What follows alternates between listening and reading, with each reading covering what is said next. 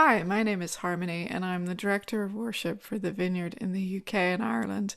I'm really excited to share the following interview with you. We're talking about what is worship with some key players in the worship industry, and I think you'll find it to be a really profound conversation.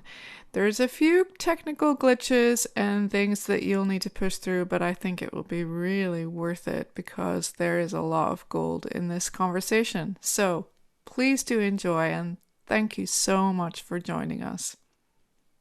Well, friends, I have been looking forward to this interview for so long. I actually remember the moment that I had the idea to do this interview. I said to myself, Harmony, that is a good idea.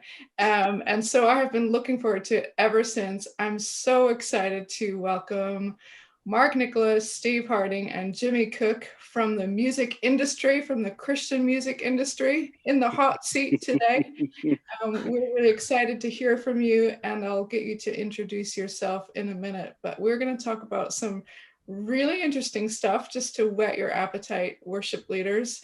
We're going to talk a little bit about why these guys do what they do for Integrity Music and Vineyard Worship.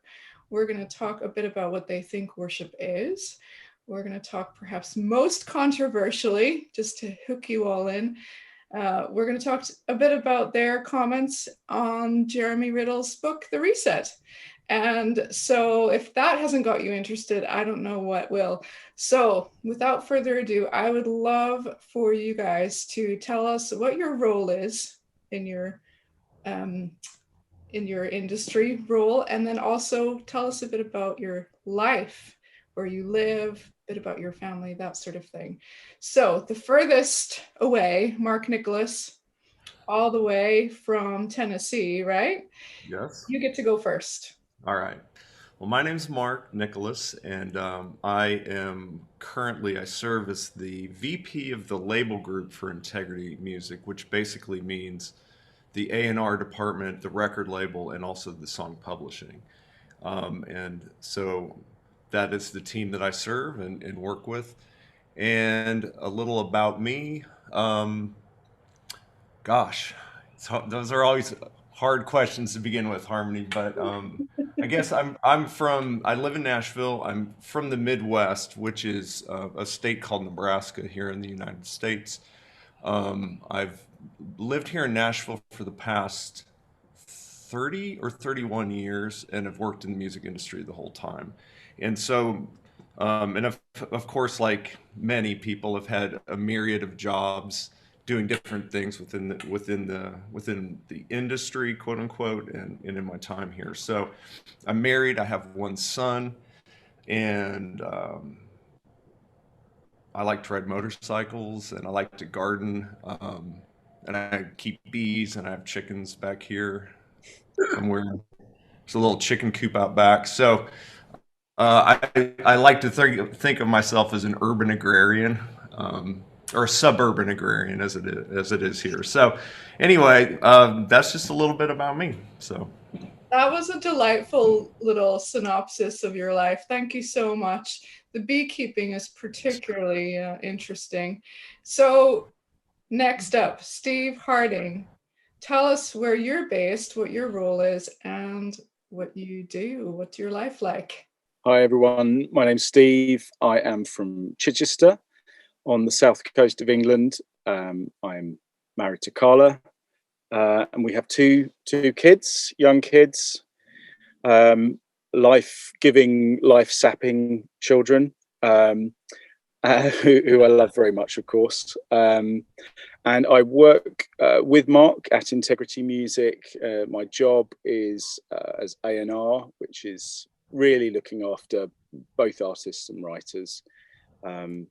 So yeah, and up until a couple of months ago, I was a voluntary worship pastor for about 15 years. Amazing. So good. So you are the UK office of integrity, right? And Mark is the US side of things, just to make sure everyone has understood that connection. Fantastic. Okay. And last but not least, Jimmy Cooke. Some of us know you really well already, but we still would love to get the lowdown about you, where you live, what is your role, and so on. I work with eHarmony, and I oversee recorded music and song publishing, and some of the project management that goes with all of that for Vineyard Worship UK and Ireland. Yeah. And you're coming up to the decade of doing this job. Yeah. Yeah, Yeah. it's great. Really good. Yeah. So before I ask you why it is that you all do what you do, I want to know a little bit about where you serve in your local church now. Steve, you already referred to this a little bit, but I really appreciate about the three of you that you are grounded in a local community. And I think that makes you that bit more interesting and safe, and why it is worth having this conversation and it's worth people listening to what you have to say. So, Mark, tell us about your local church and what your involvement looks like. Well, I'd love to. My family and I, we attend a little church down the road here called Church of the Redeemer. It's a Anglican church, and I served in a number of different roles in the church over the years. But currently, I am a lay minister. Lay Eucharistic minister is what we call ourselves. So we're the people who robe up, we serve communion, we lead prayers of the people. And we generally serve as a part of the service in our liturgy, and so I do that. My son and I also usher.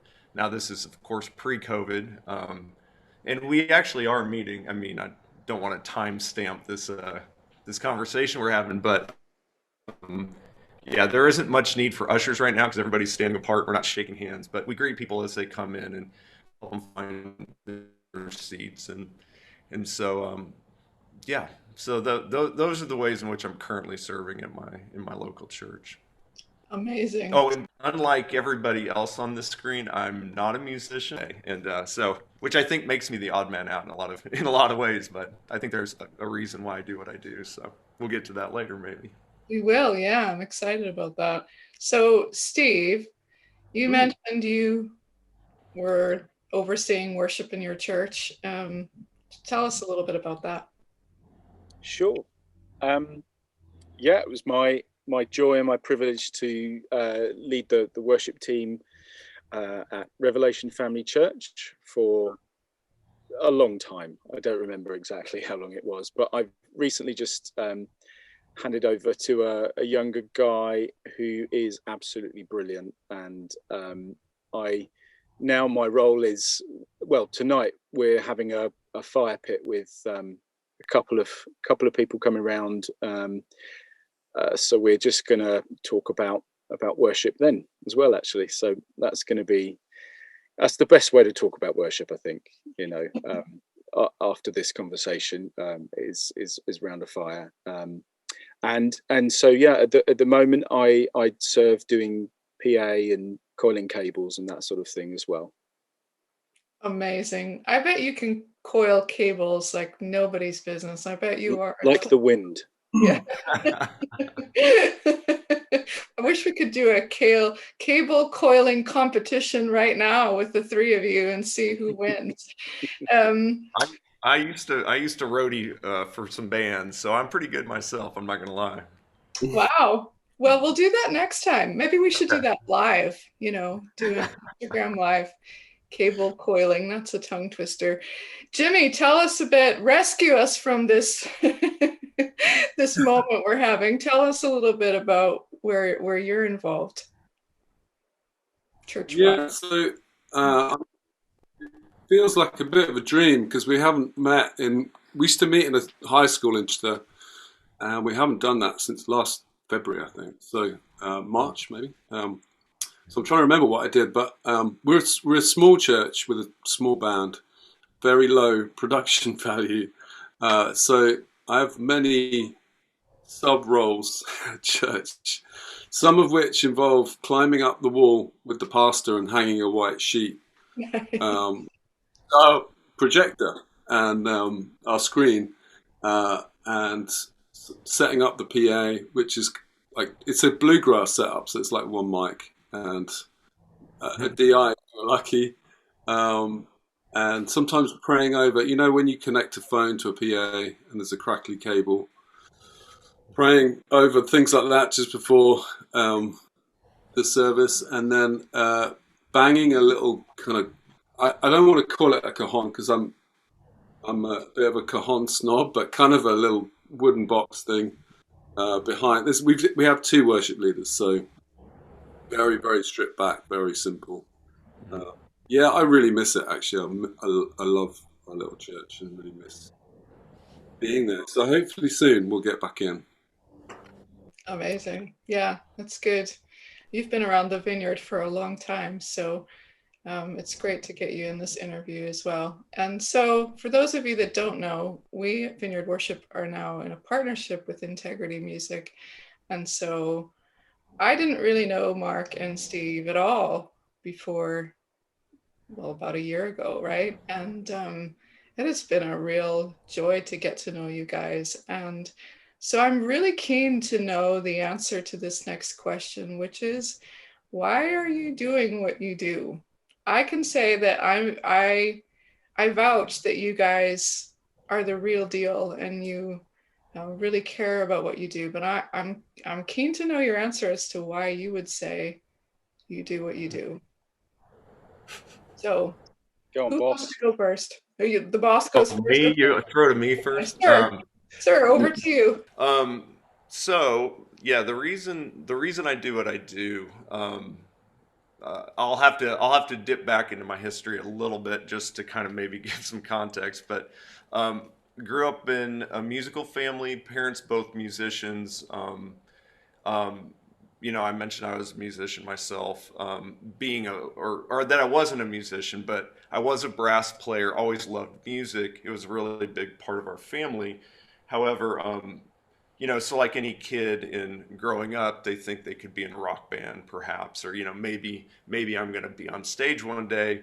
Tried that. I wasn't gifted enough, nor was I made for doing something like that. I did find my way, however, into sort of like helping out my friends and in their music. And so I, whether it was they needed somebody to mix monitors, well, I didn't know what that was, but I learned, and so God's, I have a little bit of technical aptitude, and so I was able to use that in service of others, which I found great joy in. And so I found myself auditioning the idea of like, maybe I should be a recording engineer.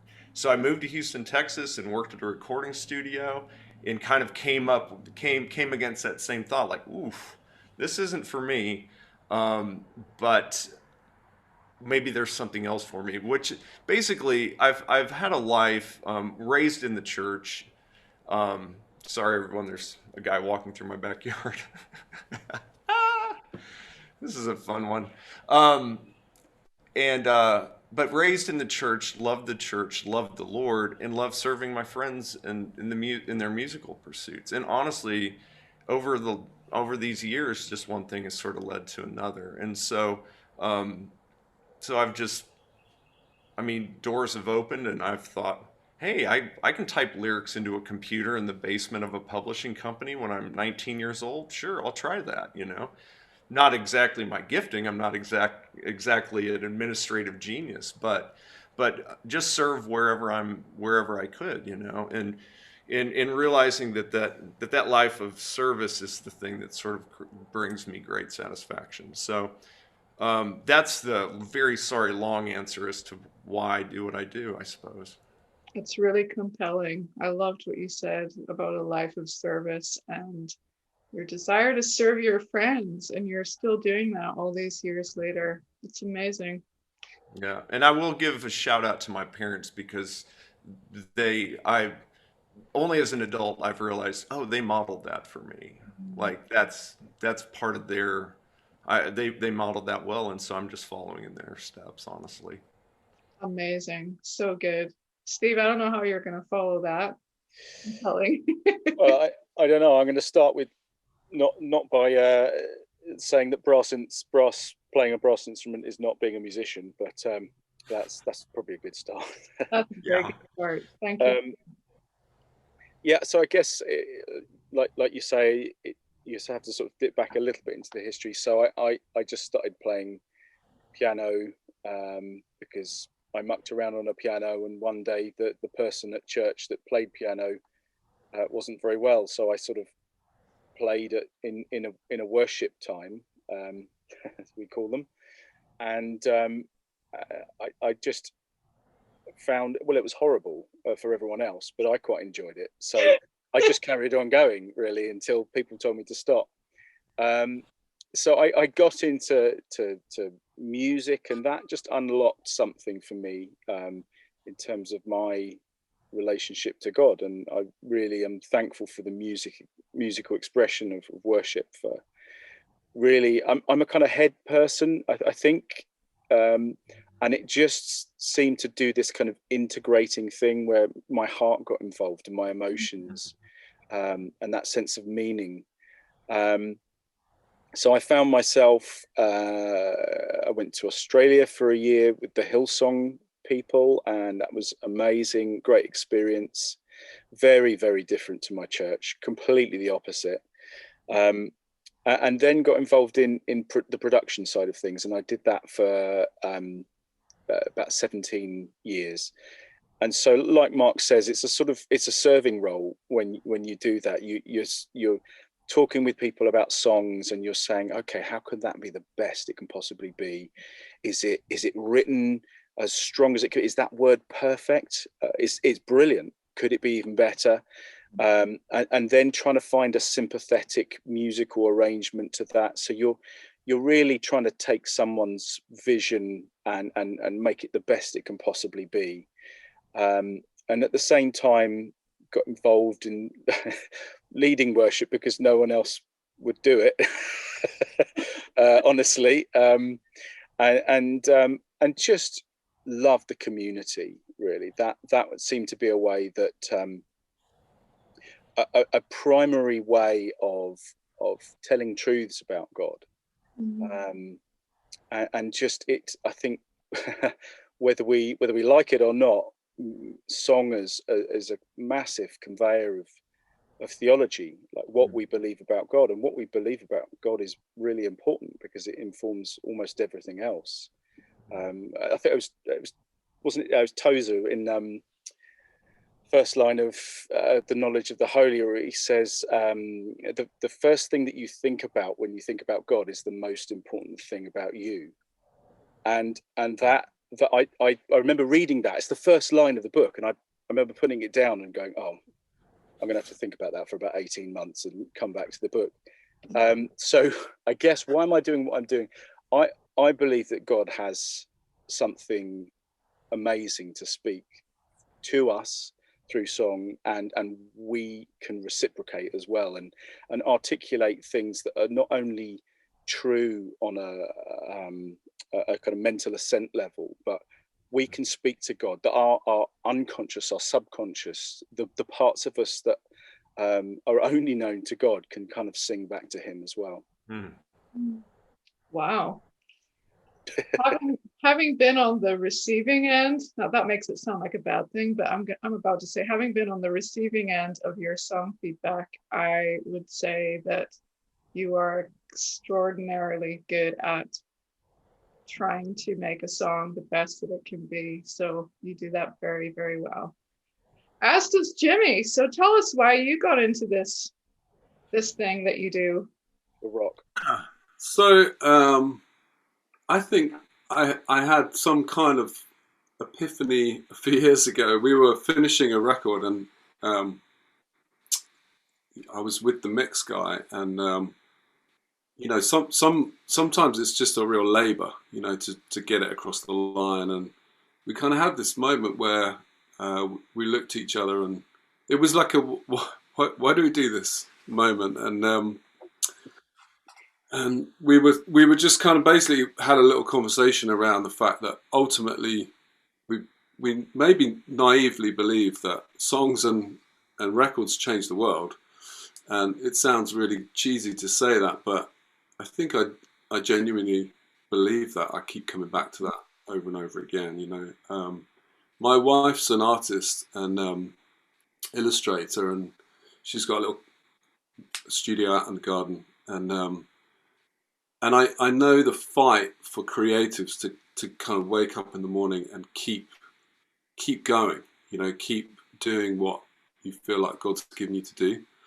And it's a real struggle, I think, for a lot of us to keep doing that sometimes. And often there's a narrative from the world that kind of says, when are you guys going to grow up and get a real job, do something, be a doctor or be a lawyer, and other noble pursuits. But I think for me, it's really centered in, taking my wife's work as an example. I know that she, again, labors to kind of create beautiful things.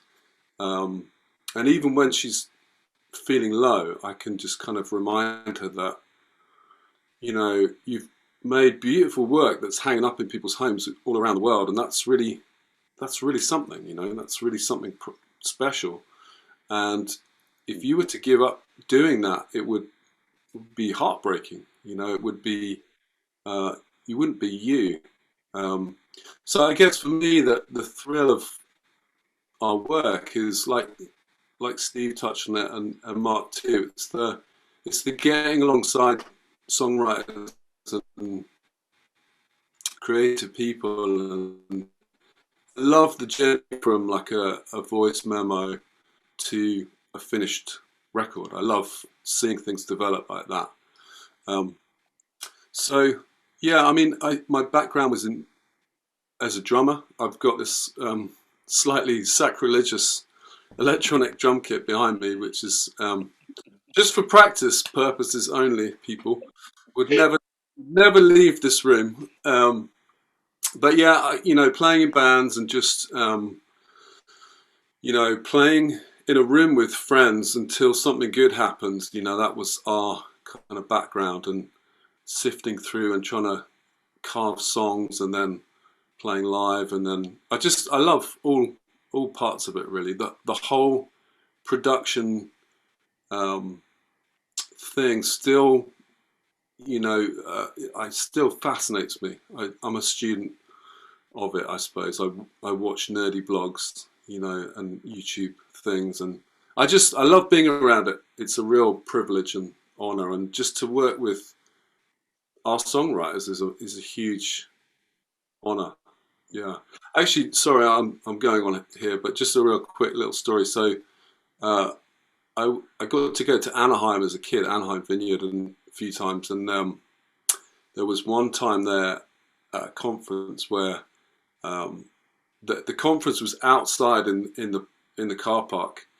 They had an outdoor stage, and I remember walking through. There was tons of young people around, and there was a little door that had swung open to the Vineyard studio, where it was all kind of Vineyard music was all located on the same site in those days, and they were churning out records, like huge amounts of production, and things were kind of flying around the world at that point. And I just remember kind of looking through the door and seeing this room where, like the magic happened, and just thinking, wow, I'd love to be part of that. That's super cool, and I'd love to see what happens in that room.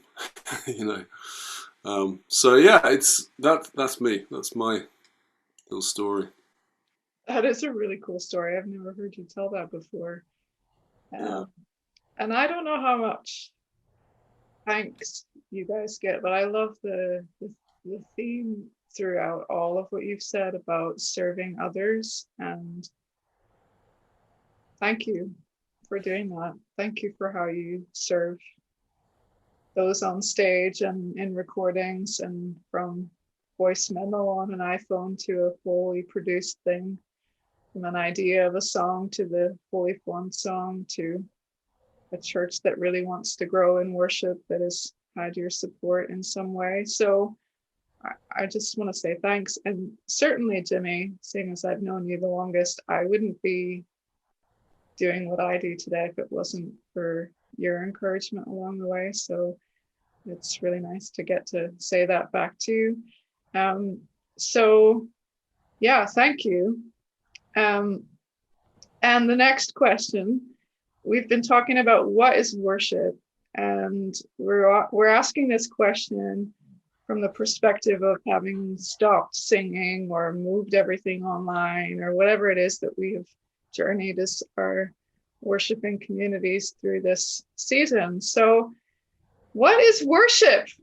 How would you answer that question? And I don't want you to go last every time, Jimmy. Will start to feel weird. So how about you take this one first? What is worship in your view? I think this is the hardest question. I'm not sure I can give you a coherent answer, but I could give you a story. We'll take it. Yeah. So I mentioned our little church. Unfortunately, it was one of our dear friends last year passed away after a fairly brutal battle with a brain tumor, and just kind of watching him slip away. His family are just a big part of our lives, and Kate and I, as we've grown up as Christians, and yeah, it was a truly terrible, dark time, honestly, and we're all still processing it. But this guy was a real just someone that followed Christ in just such an inspiring way. So often he wasn't a quote unquote worship leader, but he had a guitar, and often we go around their house and he'd be playing and singing and prayer walking. We'd go on holiday in Cornwall and he'd pray for anyone and everything. He was that kind of guy, just an amazing guy to be around. Loved the Lord with everything that he had, honestly, and the kind of guy that I'd love to end up trying to aspire to be. And so, just really near the end of his life, he was in a hospice not far from where we live, and we'd gone to visit him, Kate and I, and he was in the kind of late stages of brain cancer, so his function was really limited. He recognised us, but he couldn't remember our names. Conversation was very patchy. It was really difficult to kind of communicate. So we were there, sort of around his bedside, and he knew that Kate was a worship leader, and he was trying to say to her, like, why didn't you bring your guitar? I want to worship. Why did you come here with no guitar? And there was a little chapel in the front of the hospice, and so we walked down together with him, and it was just a really moving moment. Actually, he was really frail and really kind of near the end of his life. But we sat in this chapel with no instruments, and we lit a couple of candles, and we just sung some old Vineyard songs together.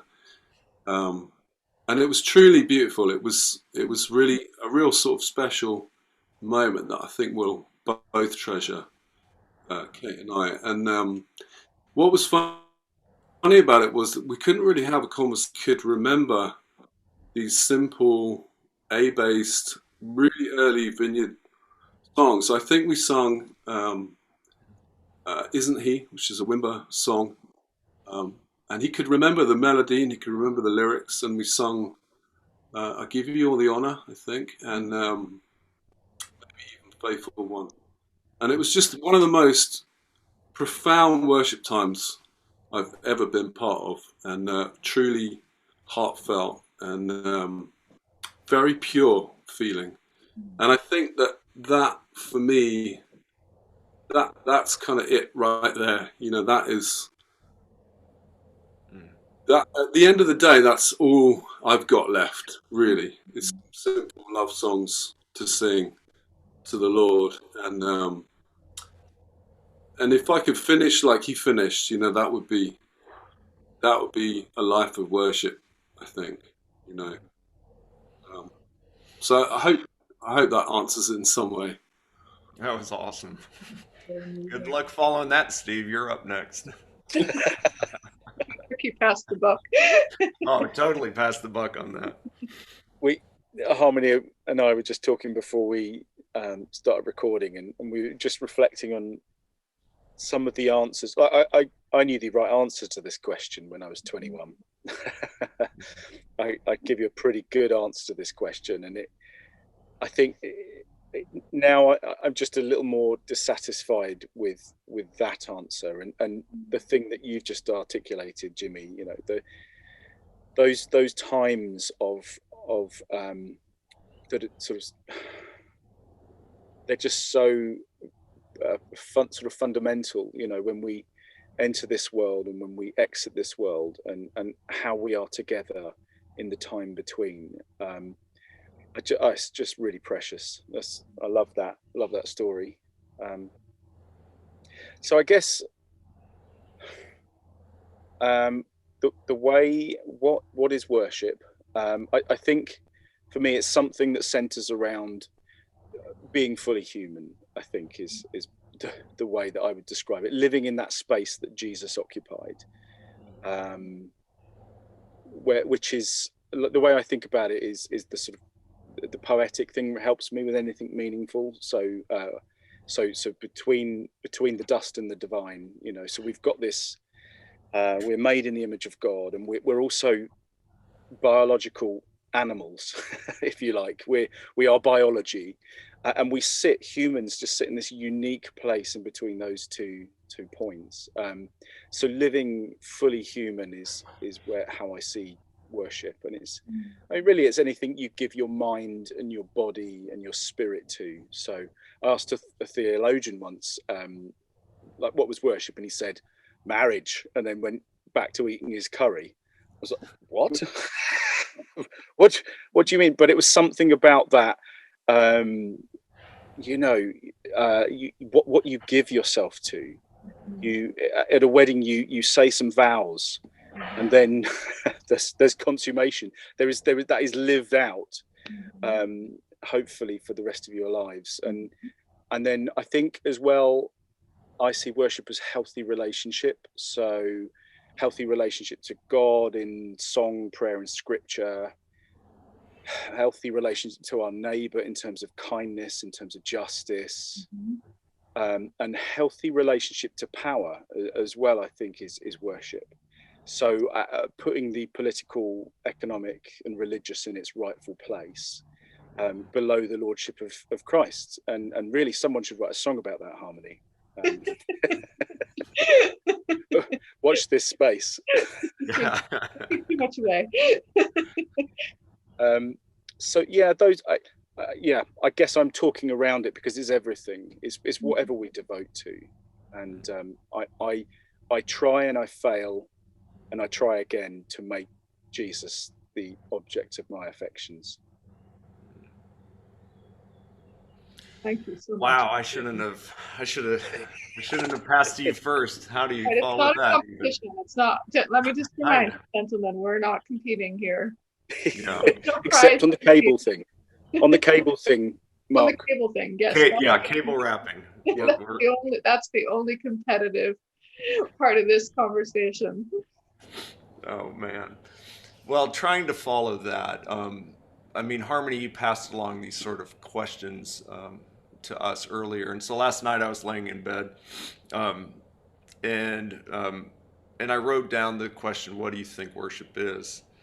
And then, and honestly, I think this ties. I hope it ties to both what Jimmy and Steve said. Is worship to me is the giving over of what you thought was yours. And I won't try to expound on that, but the thing that we think is ours, it's the handing over of that. It's the picture of the crowns at the foot of Christ in heaven, you know. I also think that alongside of that, that worship is a similar thought, but it's the surrender of credibility and control. Mm. I don't think that, when we talk about the purity of worship, that can be one of two things. It can be either something that we control and that we are in, like, well, it needs to be pure, therefore it's our work to make sure it is, or it's an act of surrender. And it's an act of saying, I am not credible before you, Lord. And the things that I think are within my control, I give those to you as well. And so that to me is also worship. Um, and ultimately, I think that even and I grew up as a fundamentalist. I grew up in this sort of fundamentalist context, and so I can't stray too far away from the Word of God and what I interpret, hopefully rightly interpret the Word of God to say. But I think that ultimately worship is sacrifice. It's modeled obviously as sacrifice in the Old Testament, um, but even as Christ came to sort of demonstrate what a life of worship is, it's basically what I just said, I think, is what he had on high, seated at the right hand of God, he gave that away in order to what? You know, he followed a path of descent and and demonstrated this is the way of Jesus, this is the way, the truth, and the life. Ironically, even the way, the truth, and the life is ultimately to a point of death, the death of things literal and figurative, both. And so worship is sacrifice ultimately. So, Mark, thank you for that. And following on from that, you see a lot of worship leaders and worship movements. Tell us what you're seeing, hopefully both encouraging and maybe also some things that you might have some concern about. Sure. Yeah. Love to know what you're Um, yeah. I think, like, we'll call them trends, even though that sounds a little bit ephemeral, but things I'm seeing that are happening in worship music currently. I mean, it's interesting, and I think that it's the state of things in our world, whether political or pandemic or those type of things. I do see like people are figuring out how to gather, and not just as an expression, at least here, as birds of a feather flock together. I mean, you're seeing people from different tribes, coming together and recording together, writing songs together. There seems to be a lot more of communities being formed around ethos, theology, ideas, and that's really beautiful. I think there's something very beautiful that's happening as far as sort of people from disparate places meeting up and participating in musical worship together. The other thing I see is and this has always been, I think this is common in the music industry, just in general, is people.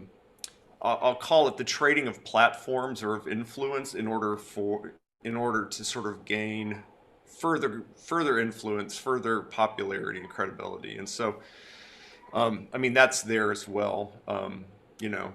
But that, like I said, that's sort of always in the water. I think of well, honestly, it's always in the water of popular culture, just in general, and if that makes sense. But it's sort of like, well, I want to feature on that person's record or on that, so that their audience is aware of me. Like that's an undercurrent. That's humanity. That's some of our sin nature, if you will. And so that I see that. The other thing that I think is really beautiful that I think I've seen more now than in the past is an awareness of uh, I'll call them issues of justice. And as David Bruce, in my mind, famously said, that justice is the fragrance of worship. And or actually, no, I had that wrong. That worship, is that right? The fragrance of worship is justice. Whatever. I think that was his quote.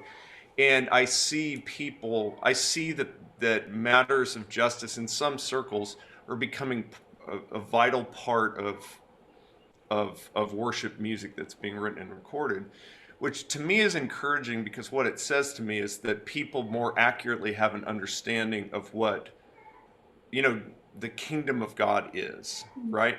The word kingdom I see gets thrown around a lot. You know, it's like we need to establish the kingdom, you know.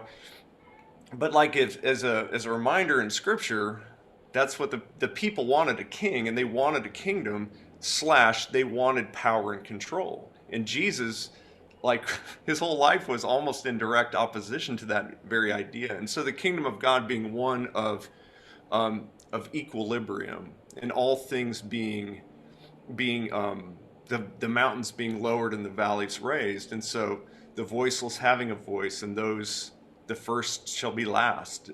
And so when I see justice and ideas and themes of justice making their way into the songs we sing together, that is so encouraging because I think that a better understanding and a larger and more appropriate imagination for what the kingdom of God really is at play, and it's like the mustard seed or the yeast moving throughout the dough. And so like that, those are a few of the things I see, I suppose.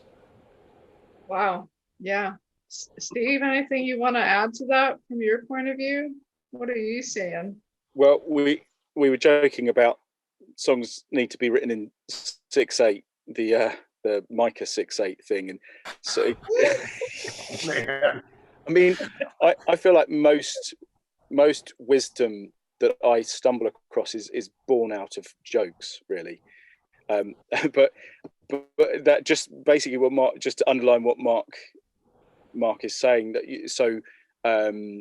act justly, love mercy, and walk humbly.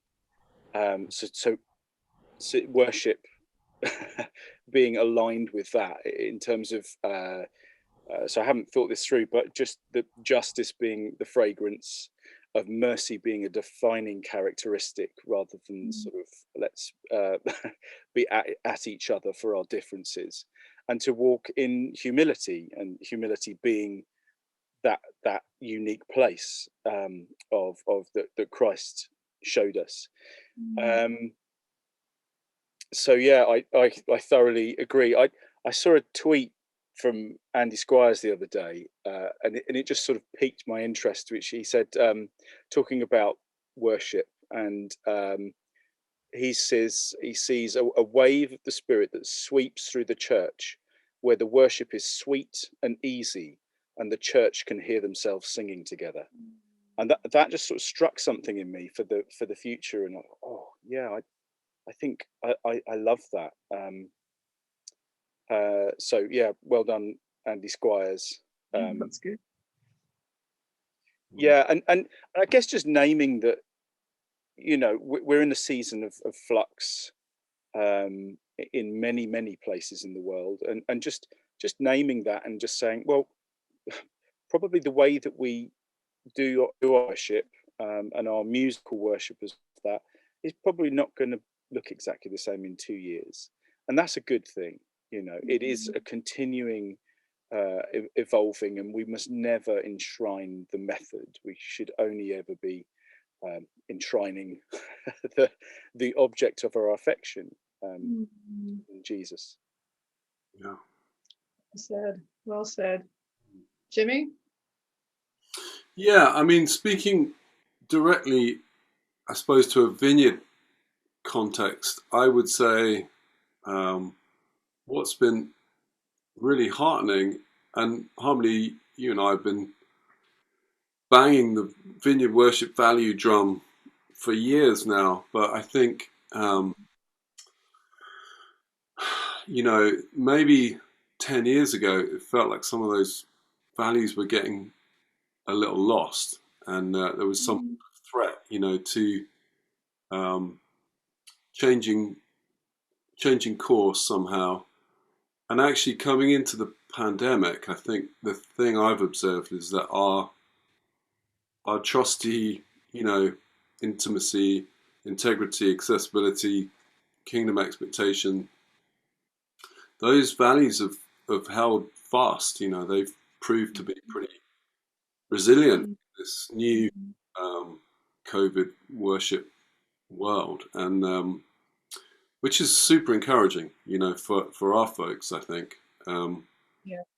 And I guess the other thing I've observed is that the songbook of the church feels like it is changing, but also needs to change in response to what's happening in the world. The chaos and the grief, the pain, the division.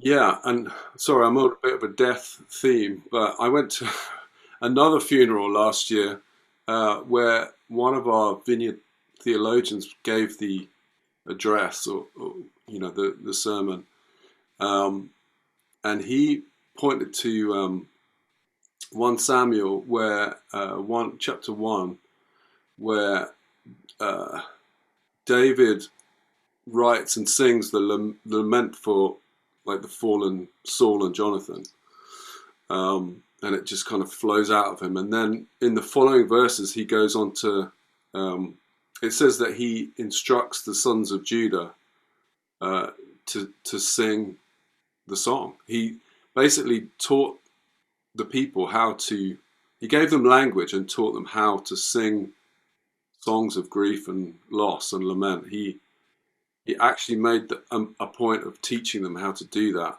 I think pre-pandemic, it felt to me like we'd lost that art of singing expressions of desolation and loss and despair, and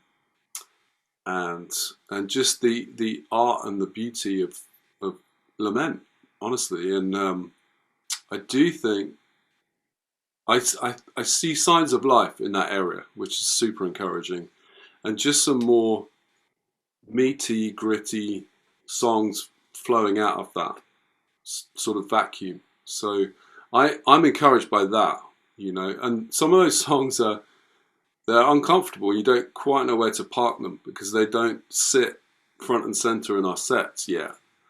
But you look at the Psalms, and half the Psalms are songs of prayer and lament. So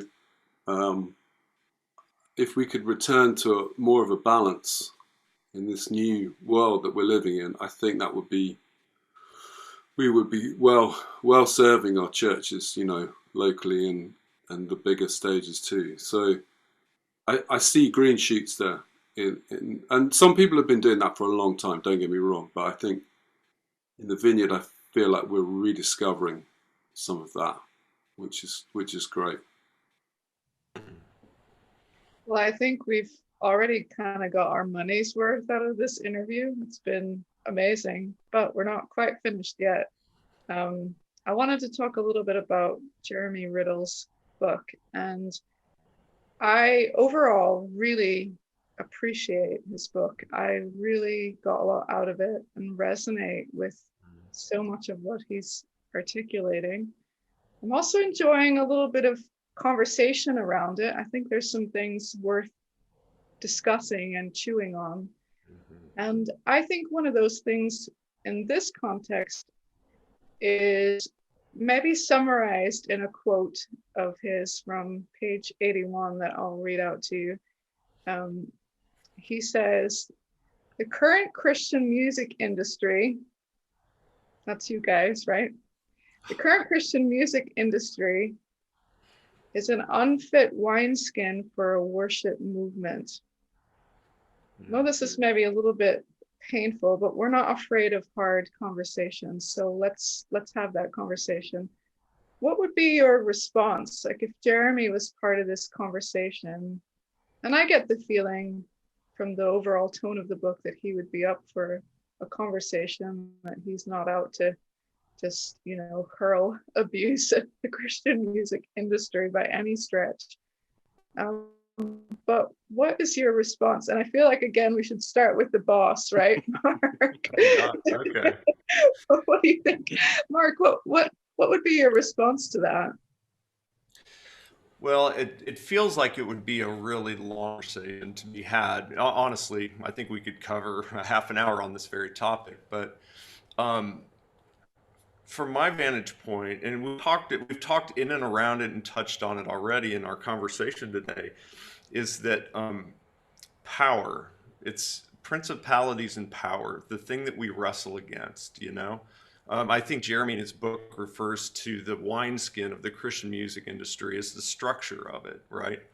And so structure, um, largesse, things that are big and monolithic, the things that are in place, are the things that honestly need to be questioned. And so I think Jeremy's done a great job in sort of like, um, in essence, hitting a few highlights of what is wrong with the structure, what's wrong with the wineskin, why can't it hold wine or the new wine, and the new wine being people, as he defines it in the book, and I totally agree with him. Um, I would like to take it a step further, and then I'll come back to the point is that I honestly think that churches, a lot of churches I see, might not be the best wineskins for the wine. And because they have a similar end goal and objective as a for-profit music company, which is growth, revenue, influence, power. Like it's the same thing. And so if so and there's I'm going to take a little side note. I mean, one of the things that I loved about Jeremy's book too is one of the he and I are both idealists.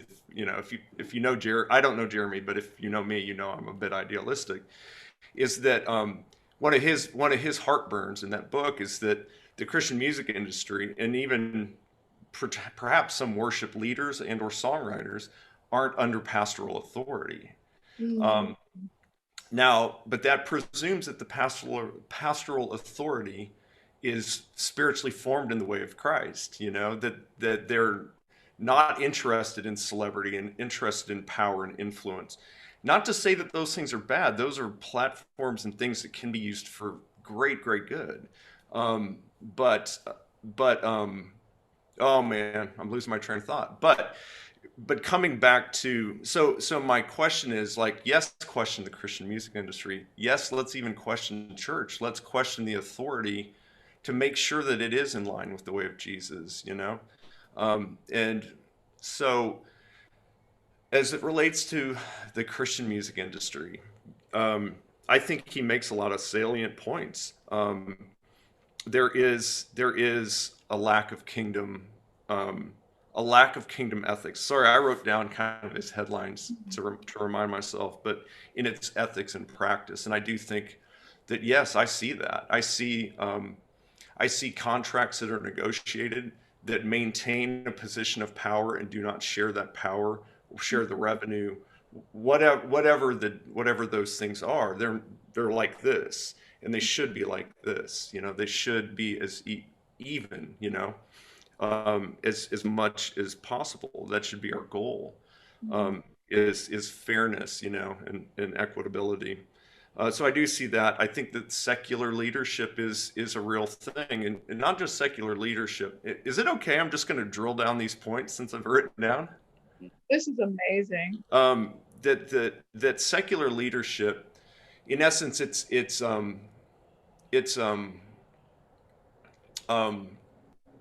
I'm going to take another side step here. Say like, if when you walk into the back of a church and you walk into church and what you see up in front of you is the thing that's worshipped. It's the first. It's the so if it's a baptismal font, you might be in a Baptist church. That's the highest value of that church, perhaps. In a Eucharistic church, you'll see the altar and communion table. That is. Some churches it's a rock show. It's you walk into a club and music is ultimately their highest value. With secular, I'm sorry, hopefully it's not a non sequitur, but when you're talking about for-profit music companies, secularly owned or even Christian owned, ultimately the bottom line is the thing that matters most. Profitability and growth, um, and that's kind of true with most businesses just in general, but it is certainly true. And so if you're beholden to a bottom line, first and foremost, decisions get made from that, and that shapes and forms your organization. And so yeah, secular leadership, people that don't have a kingdom perspective, and again, a good definition of what kingdom is, are going to lead an organization and therefore their efforts in the direction of what matters most to them. So secular leadership um, is it's a thing. It's something to be thought about and asked. Um, I kind of covered the other 2 points, which is lack of witness and no accountability within the church, as in the music industry isn't accountable to the church, which I think would be absolutely helpful. Again, if the leadership of the church is healthy and well and following in Jesus' way. So, um, if I were to have a summation, it's like, yes, the industry is the industry, and it very well needs to be questioned. Those of us who work in the industry, as it were, like it is our job to wrestle as well as we can to see kingdom values reflected in the way in which we do our work. Steve and I work for a company that is formed as a nonprofit. It still has to be profitable, but it does have a mission of spreading the gospel around the world. That does enable us more bandwidth to live in that tension and work towards those goals. But we're not going to do it perfectly. But that is our heart as an organization. Some other organizations don't have that ability or even luxury. Not that it's a luxury to sit in tension all day long, but that's that's um, that's what we're called to. So That was a lot. You said a lot sorry. no, in a short amount of time. Um, yeah. Which one of you wants to bounce off of that? I've got a couple of little sort of thoughts on. So I guess I don't know. I don't know. I met Jeremy once. I don't know Jeremy. I like a lot about the book, um, but what I can speak to is I suppose the vineyard wineskin for a minute That's good. that we operate in, and I just feel like there's some major differences to what I'm reading about um, and how we function here. So um, Steve's already referred to this, but we are in the weeds with our songwriters. Literally kind of on our hands and knees. It feels like sometimes just we're serving. We're trying to serve the process and the people, and like Steve has already articulated, we're cheering them on. We want great, beautiful, artistic recordings and creative production. We want incredible songs that move people. And I know in the Vineyard context that a lot of our recordings aren't just reaching the church, but there's countless stories over the years. I've been in this movement for 25, 30 years maybe, and I've met people who've, their gateway to Christ has been a Vineyard recording, and Jesus ministered to them through that. So I know that God's using those containers, and I would also just say that I think we're very relational. So we're working closely with our people, and that's messy at times. As we all know, it's like we're all emotionally invested in this thing. We're not aloof people sitting behind big desks, and we're actually feels like we're kind of in the trenches with people, and it's very close. It's a very close tactile process. You know, Steve and I are in the studio with people when we're tracking, and you know, we're scouring through mixes and masters and video edits and you know, song drafts, and we're wanting it to be the best that it can be to serve the church, but also the world. And I don't see millions of dollars flowing back in. I don't know many musicians. This is awkward.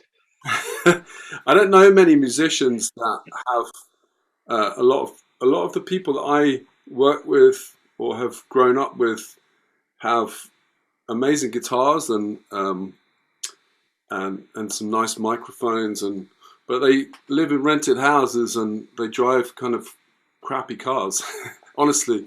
So you know, I guess that's my context. That's the wineskin that I feel like I function in, and a lot of times it is a little messy because we are people ourselves, and we're working with people, highly creative people, but a lot of times it feels quite healthy, you know, that it's the iron sharpening iron process. So I guess that would be my gentle pushback, is that our context it's not big artist deals, it's not, you know, green rooms and tour buses and you know, riders and stuff like that. You know, it's actually kind of grassroots, fairly organic, local people, and it's a lot of fun, and it's a real privilege, and often very like an emotional roller coaster, you know, from farm to table. So and just to, I know that he refers to church production in the book, and I think it's right that he does, even down to kind of room layout and stuff like that. But I just want to make the case for production in terms of video and recordings. You know, it's an art form in itself, you know, and we rely heavily on some really talented people to bring real vision, like Steve said earlier, you know, bringing songs to life, giving them the kind of wings that they need just to be listened to. There's a lot of mediocre songs with there's a lot of great songs out there that are just badly recorded, and that's a real shame, because it's hard for those songs to get anywhere, you know, to get any kind of visibility. So we really need people to bring their beauty to and their humanity to production. So it means a lot to me that the production that we are heavily invested in, you know, and I do think it's as important as the songwriting process, you know. So yeah. So speaking of mediocre production, there's like a giant rainbow through the middle of my face right now on my screen. So I'm just modeling how not to do this. I've never recorded at this time of day, so my window is really letting me down here. So you know, it's an angelic effect, so we'll go with that. Let's do. No, do angels have a rainbow right down the middle of their face? Anyway, we're just modeling this thing of, you know, production isn't everything. I'm trying to get myself in the right angle here, but there, Steve, I've bought you a little bit of time, but you're not off the hook. It's interesting. The rainbow is the symbol of the Noahic covenant, isn't it? And I really enjoyed and the passion that's there, and there's one bit I'd love to read out. Is that allowed? Great, yeah. So it's painting the picture of the future, which is many of these future vineyards. So he's talking about new wineskins, new vineyards, which I think is obviously great language for you guys. Many of these future vineyards will be smaller, more homegrown, and family orientated. They will be more connected to the soil, the vines and the grapes, and far more holistic and pastoral in their approach. And he goes on like that. I think, okay, yeah, that's what I love to hear, is someone painting a picture of how things can be different. And for me, when I read the industry chapter, I felt like, yeah, let's really listen and take this moment and go, okay, what parts are dead? What bits are unhelpful? Because we always want to get to resurrection without going through a death, and the challenge is to identify, that part of our business is just unhealthy. It's producing unhealthiness. And in fact, the vineyard metaphor, John 15, isn't it, something like that, talks about chopping bits off. Like, okay, let's prune that. Going back to the rainbow that appeared on your screen, I see, when I look at Christ, I see redemption. I don't see the Noahic covenant of, I've made this and the rainbow, but it's all gone wrong, so I'm going to destroy everything.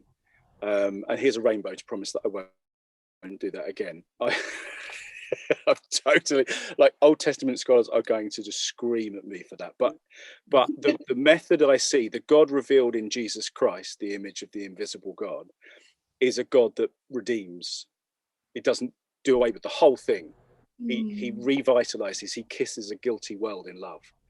And so I love that approach. And I am spending my life going, well, I am discontented with a theology that says that melody and prayer and sermons and churches are sacred, and business and accountancy and football are secular. I cannot abide that kind of distinction, and the danger is we walk into that when we say worship's cool but industry's bad. Simplistic, and I those two belong together. When we need to be worshipping as we do business as much as when we sing melodies. And so that integration, that redemption is what it looks like for me. And I really appreciate those parts of the chapter where Jeremy really pushes into, okay, what does this look like? What does good business look like? Yeah.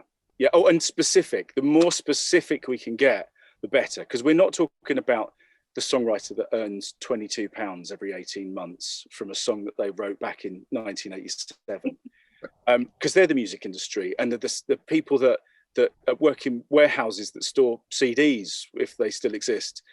That's the music industry. Like, what are we going to get at? Because I think the more specific we can be, the better we can go, yeah, we can change that. It's not just the industry at large. It's like, let's be as specific as possible. So I love it, and I love the conversation that it's generated. That was fire. There was some passion there. Oh yeah, sorry. No, don't apologize for that. That was brilliant. So before I actually turn into an angelic being here with the sun blinding me in my eyes, I think that's our cue to maybe wrap this up. But what is one last word that you guys would want to say to worship leaders and songwriters? We'll just do a quick lightning round on this one. Steve, you're on a roll, man, so you just keep going. Okay, so I would say the soil is ready. I think that's what I'd say. So sing, create, imagine. The soil is ready, and we'll see in the next 10, 20 years the kind of things that grow up from that. But now is the time to plant. The soil has been dug up by COVID and change and political upheaval and all of that stuff. Let's sow beauty into the soil right now with song and that kind of thing. And yeah, I'm going to limit myself.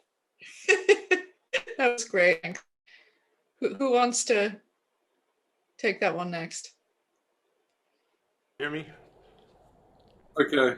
Well, I mean, just we've talked about David Roos already. Our friend David has got a lot of wisdom to share, and one of his lines as songs are critical, and I just I just keep coming back to that. You know, the songs that you guys are choosing to lead, to sing with your people, over your people, in your secret worship times. They're really important. Um, and uh, yeah, and obviously, I'm always going to advocate for any family to sing our own songs. I think it's part of who we are that carry our DNA, our fingerprints, our values, our, you know, kind of who we are. So um, I would love Vineyard worship leaders to just keep that in mind with your sets, and encourage local writing, and take some risks with your set lists. Yeah, preach. Well said. Mm, Well said. that's good. Mark, closing comments from you. What have you got for us? State of the Union. Yeah, state Yeah. Well, again, I wrote down a few thoughts, and so I'll just rattle them off and hope they make some sense. We'll see. Um, I would encourage worship leaders and songwriters to lead in the way of Jesus and to surrender what you have. Share your stage and make space for others. Mm-hmm. In the things that you're doing, make sure it costs you something, Mm-hmm. and it might be everything, Wow. honestly. Tell the truth and to tell all of the truth. Not what you think we need to hear or what you think you well say I guess write and say and sing the things that you need most, and to be truthful about those things. Be prophetic. Be God's voice to the powers that be. Yeah. If that, hopefully that makes sense. Yeah. But speak truth to power, the powerful things. Test the spirits. Question and discern the things that govern us, that govern you, and give voice to the voiceless. And remember that God comforts the afflicted and afflicts the comfortable. That's an old, an expression we've all heard. And then, in light of that, if you're comfortable or if something that you're involved with makes you comfortable, it might be a good idea to question it. Mm. So those are my late night thoughts that I Wow. that I wanted to share. So.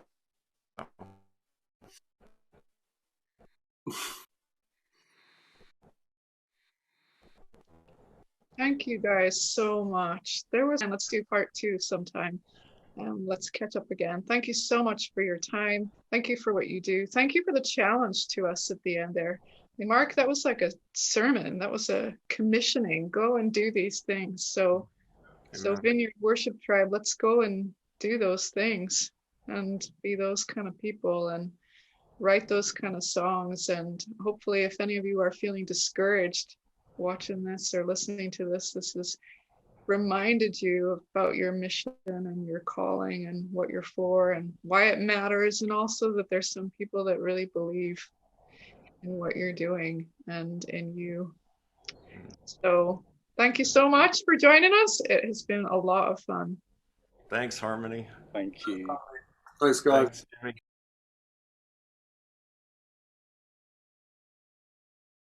Oh, well, hold on. I suppose. I'm just trying. What are you? What are you hearing? The chicken? It's the chicken.